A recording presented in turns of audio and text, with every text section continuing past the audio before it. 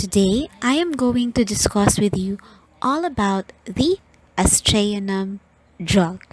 So recently, a study has been published that the aerosol form of Aztreonam lysine has recently been developed as a treatment for the cystic fibrosis patients suffering from chronic Pseudomonas aeruginosa lung colonization.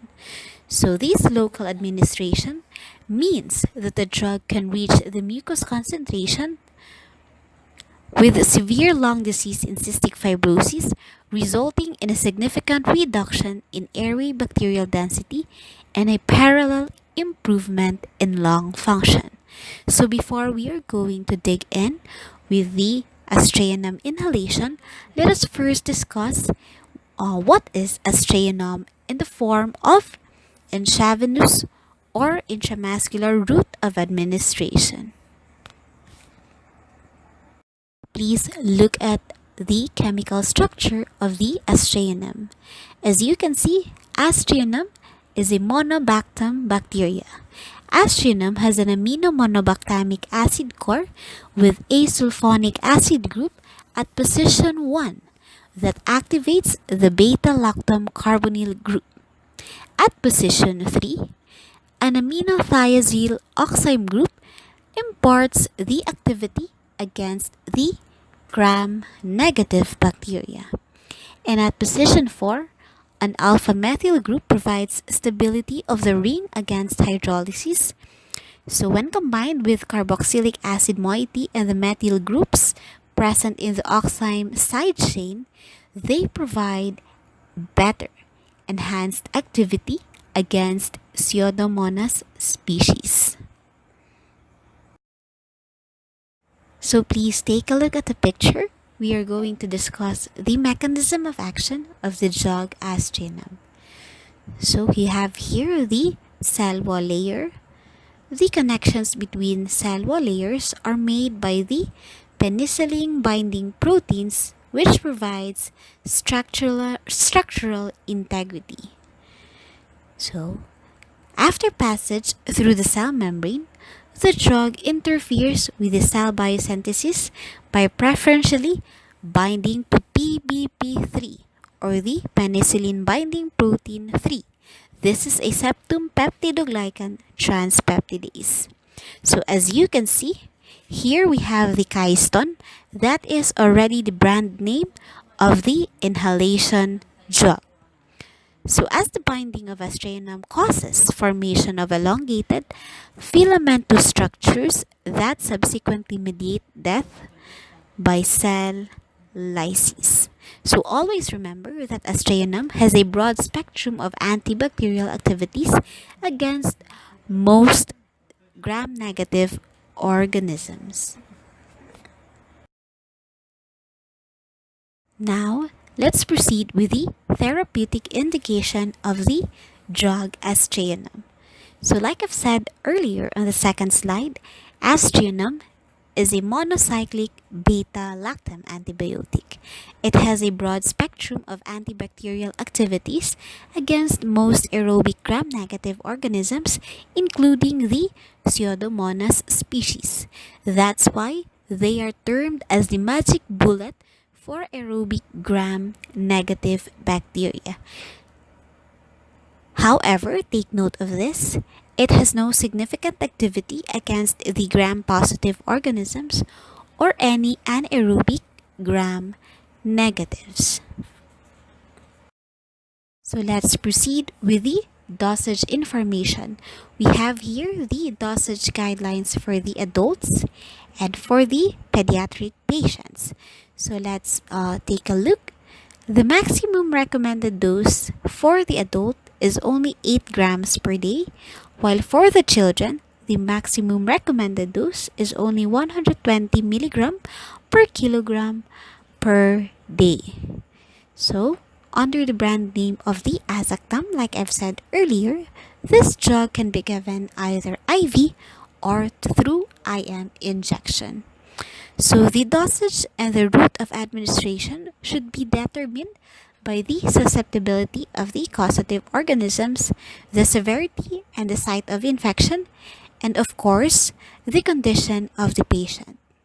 So, because of the serious nature of infections due to the Pseudomonas aeruginosa, dosage of 2 grams every 6 or 8 hours is highly recommended, at least upon the initiation of therapy in systemic infections caused by these organisms.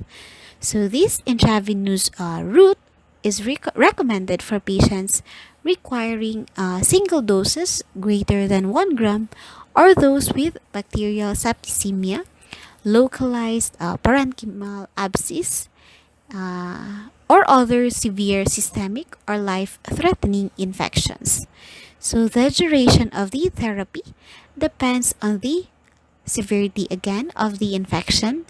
So, generally, the Aztreonam should be continued for at least 48 hours after the patient becomes asymptomatic or evidence of bacterial eradication has been obtained. So, persistent infections may require treatment for several weeks. So, doses smaller than those indicated should not be used.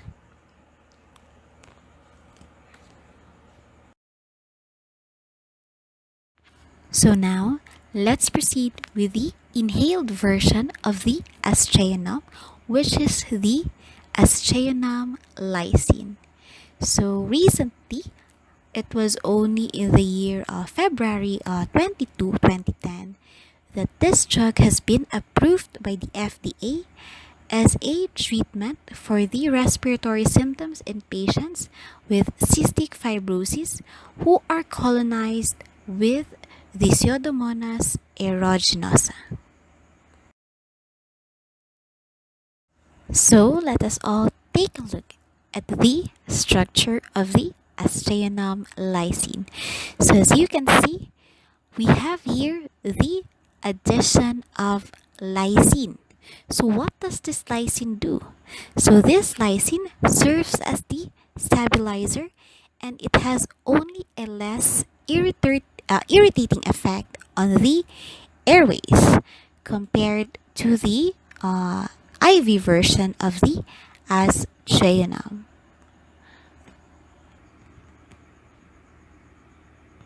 So earlier we have discussed the IV Aztreonam. So I forgot to tell you that that formulation contains the arginine salt, which has the clinical potential to worsen airway inflammation or causes bronchoconstriction.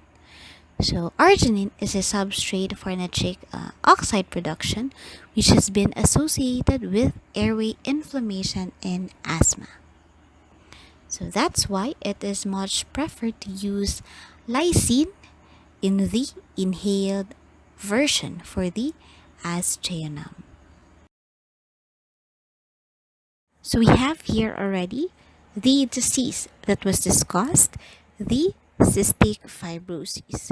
So this is a lung disease characterized by the chronic infection leading to progressive pulmonary function decline perturbed by periods of acute disease. So oftentimes, this is termed as the pulmonary exacerbations. So these are often associated with exaggerated fall in pulmonary function values, increased cough and sputum volume, and we also have here the fatigue and the anorexia. So what is the rationale for this inhaled administration? So we have here to deliver concentrated drug therapy to the site of infection with limited systemic exposure, and also to reduce the risk of the adverse effects resulting from the systemic administration. So, successful antibiotic therapy in CF requires the delivery of antimicrobial agents to the lumen of the airways in concentrations sufficient in order to overcome the physical and chemical barriers present in the lung. So there are a variety of antibiotic classes have been tested for the aerosolized use We have here the aminoglycosides, cholistomate or the polymyxin, and the beta lactams. So here we are going to focus more on the drug Aztreonam. Another consideration must be observed also. So for the biochemical consideration, it includes the antibiotics spectrum of activity, the microbiology of the targeted organism, and the mechanism of action of the antibiotic. So the stability of the antibiotic during and after aerosol generation, bioavailability of the aerosol, and delivery time are all important factors. So, clinical efficacy, drug related adverse events, and even the incidence of emergency of bacterial resistance are dependent on the pharmacodynamics of the antibiotic. So, finally, the usability and effectiveness of the device itself is also important. So, this device has a major contribution in delivering the aerosolized antibiotics. So, under the device related factors, let's take a look. We have the wet aerosols and the dry aerosols. So, let's discuss first the wet aerosols.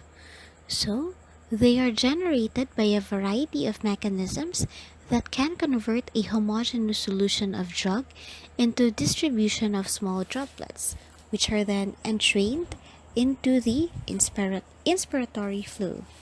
So the time it takes to aerosolize a volume of drug solution, the payload a service can deliver, and the distribution of the particle sizes produced are all device dependent. So the newer generation of wet aerosol devices being developed is more efficient and patient friendly than the previous generations of the nebulizer.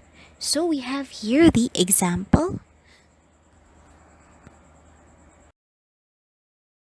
So we have here the example of Keystone. So this is already the brand name of the inhaled Aztreonam. So as you can see, a 75 milligram dose of ASD or the Keystone contains 75 milligram of the Aztreonam and 46.7 milligrams of the lysine monohydrate. They are diluted in the 1 ml of the saline solution. So basically, ASD has been studied and is marketed exclusively for use with the Altera or the eFlow electronic nebulizer. So this is already the technology that is involved in the inhaled Aztreonam. So what is this eFlow electronic nebulizer? So this eFlow is a single patient multi-use nebulizer that uses an annular piezoelectric element circling a domed perforated mesh in order to generate the aerosols. So what is the concept of this piezoelectric element? So the reservoir of the inhalation device is first filled with the desired dose of medicine, and the aerosol is then created in the nebulizer using a perforated steel diaphragm. So a piezo element excites this membrane in order to execute the ultrasonic oscillations at approximately 120 kilohertz. So again, due to the resulting changes at the diaphragm, the fluid is pressed through the holes in the diaphragm and thereby they aerosolized. So approximately 3,000 holes are present in the diaphragm. So imagine how small this type of nebulizer, but they have around 3,000 holes in the diaphragm and have a diameter of roughly 2 micrometers. So with this amount, this guarantees the defined droplet size distribution of the drug.